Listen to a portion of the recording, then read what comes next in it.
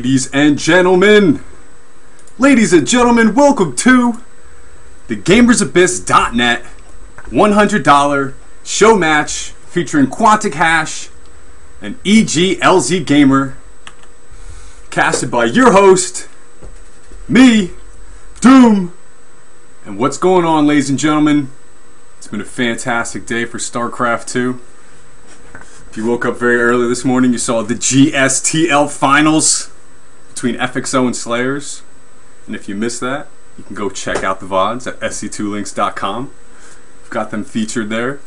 If you haven't been watching the TSL, it just started today. The qualifiers have been going on for the past month. Some really cool games in there too, casted by Day9 and Husky. It was awesome. I enjoyed it very much. And then the WCS Nordic Nationals with EGLzGaMeR, a teammate of EGLzGaMeR, who we'll see playing today. Yeah, EGLzGaMER was in the finals of that one. I won't spoil that one for you because the VODs will probably be up. But yeah, it's been a great day for StarCraft, and I've been hanging out, just anticipating this show match all week. And I'm ready to go. Hope you guys are ready to go too. I think we got the game, both the players in the game. And we are starting off on GSL Belshire Beach, the official map of the GSL. And I'll also take this time to thank GamersAbyss.net, who's sponsoring this show match. It's going to be $100 on the line for the winner of the best of 7. And GamersAbyss.net is a community-driven website. They are actually a StarCraft 2 team. They've just formed their team. They are accepting players from all the different leagues. So if you're bronze out there watching this, you can join. If you're a Masters, you can join. If you're Grandmasters, you can join. There is, yeah, I mean, there's a whole bunch of cool stuff on the website too. They have like an IGN style content structure.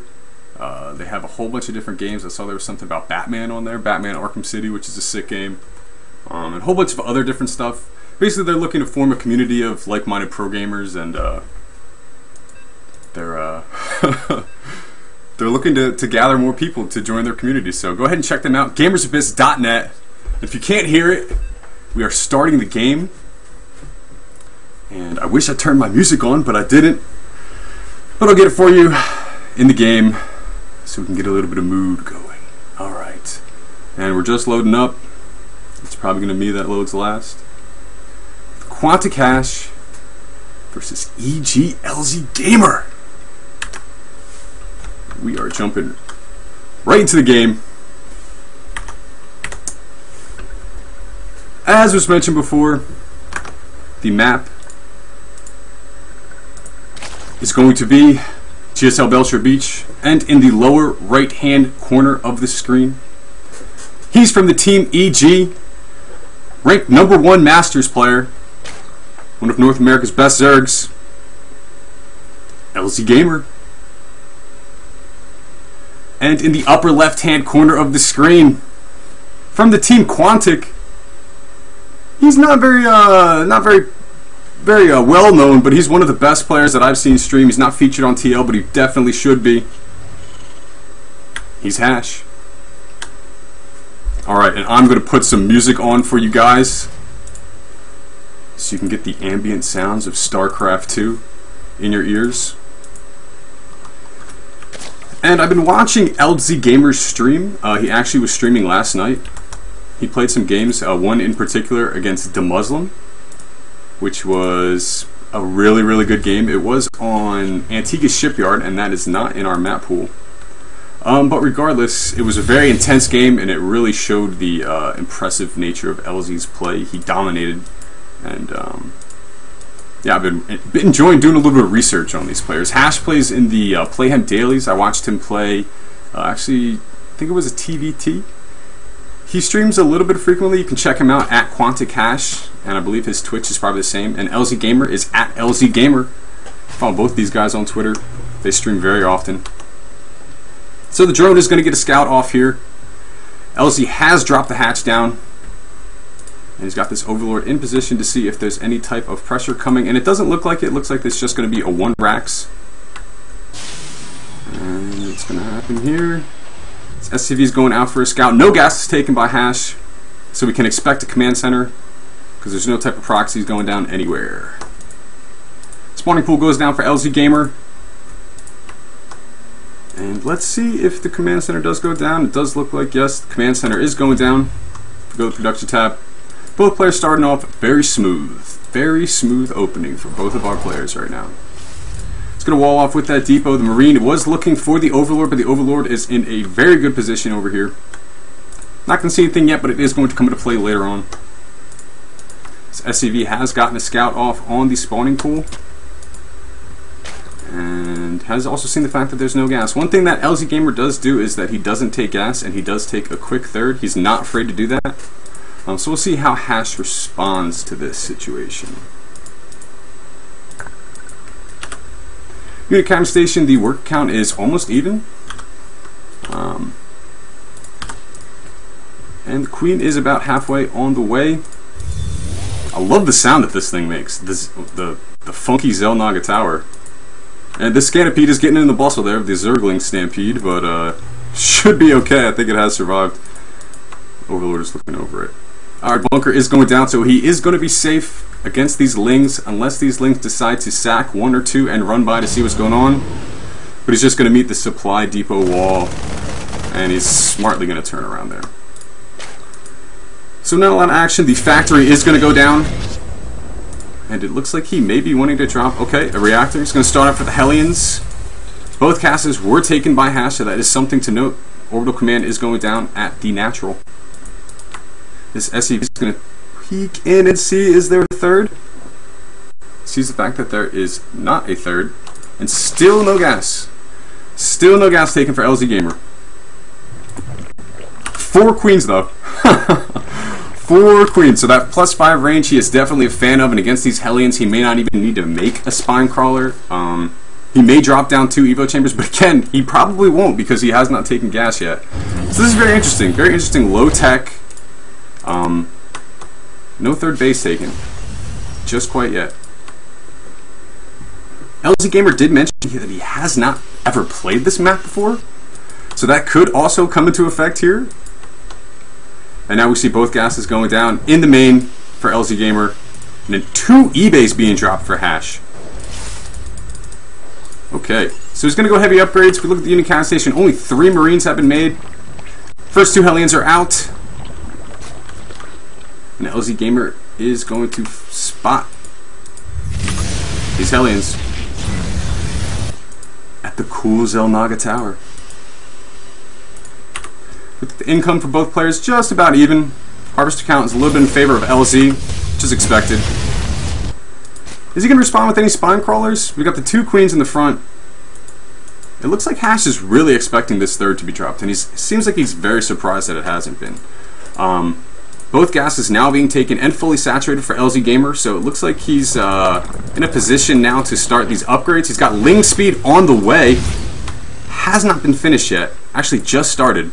So 7.5 minutes in the game, he starts Ling speed. These Hellions are going to come up in here, roast a couple of Zerglings, subvert that. They're going to come and try to kill a couple of drones here.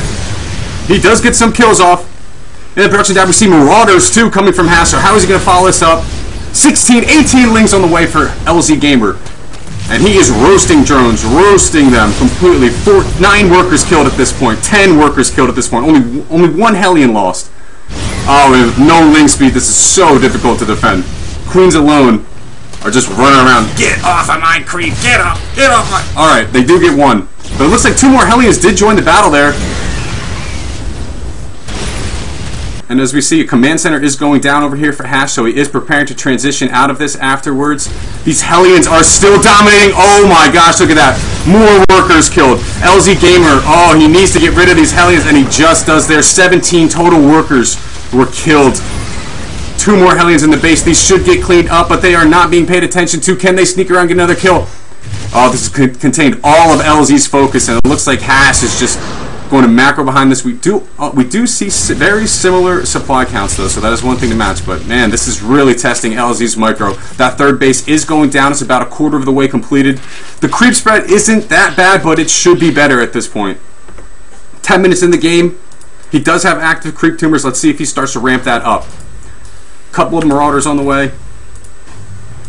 Lots of barracks. So he's going to try to power up at this point. He does have a superior worker count.